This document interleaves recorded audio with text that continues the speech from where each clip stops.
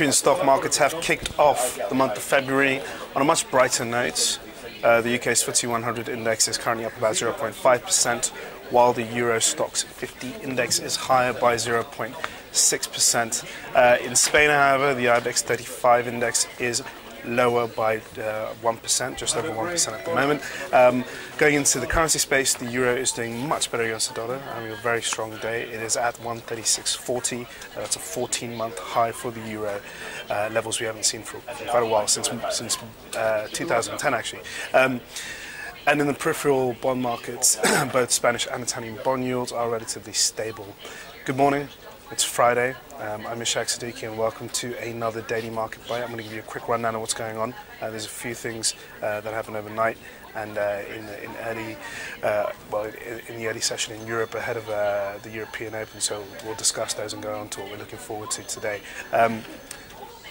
Spain, a lot of focus is on Spain at the moment. The IBEX is down over 1%. There's two big reasons for that. One, Spain has lifted the short selling ban, so we're seeing a bit of pressure on that side. At the same time, Spanish lenders are suffering on the back of troubled real estate loans. Some data came out on that, which is putting banks under pressure. We also had some earnings out from BBVA, which are actually better than expected, but nonetheless, the stock is falling with the wider Spanish financial sector. So a bit of negative on that side. However, Spanish manufacturing data was actually much stronger than expected, a big rebound on that side. And on the whole, Eurozone PMI manufacturing numbers were pretty good. They beat estimates, showing a bit of an uptick in the Eurozone, mainly driven by Germany being the biggest driver of the recovery in that side. That hasn't been the same case for China, where we had PMI manufacturing data overnight. Interestingly, we saw a bit of a moderation in Chinese manufacturing data, and going into this morning's session, we saw investors a bit worried about how the European session would shape up, given the fact that we've seen a bit of a dip in Chinese manufacturing data. In the UK, it's also been more of a negative note on PMIs. On the manufacturing side, we've seen a bit more of a slowdown in the UK. That's not much of a surprise, given the fact that we had such poor fourth quarter GDP numbers and the fact that the UK economy is struggling at the moment. So a bit of a divergence between European data and UK data and China data. China and the UK being a lot worse, and Europe, strangely, actually recovering at this point right now. So it goes against what we've seen for the last few months, and it seems like 2013 and the month of February may continue to see a bit more of a run from the Eurozone in terms of a much better data picture. Now, in terms of what we've got going on for the rest of the day, as we know, it's Friday and it is the first Friday of the month. So that means payrolls from the US.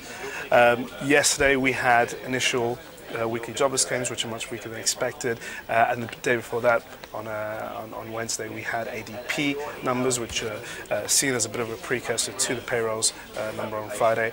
ADP was much stronger than expected, so right now investors are a little bit confused as to what's going to happen with the payrolls number. It's very difficult to put an estimate on it right now.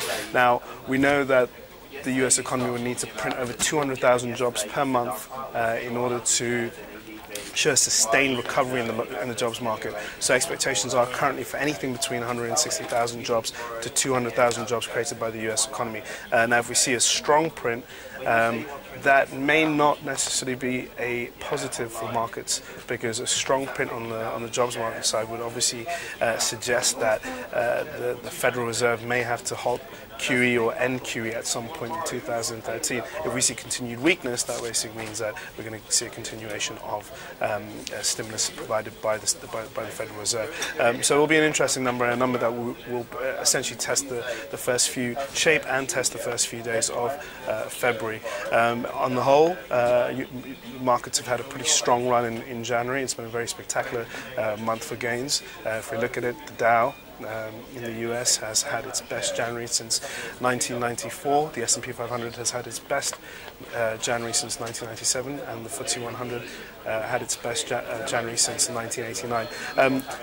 And all three indices right now are looking pretty exhausted, and overbought. We are seeing continued upside momentum on the back of what's been going on in global markets at the moment and general optimism, but February does become a month, well, February is a bit of a month that is more riskier than January. We have looming Italian elections and the US budget battle, which is going to take centre stage in the next few weeks. So going into February we see a bit of risk, and it's likely that markets may be coming off from current levels.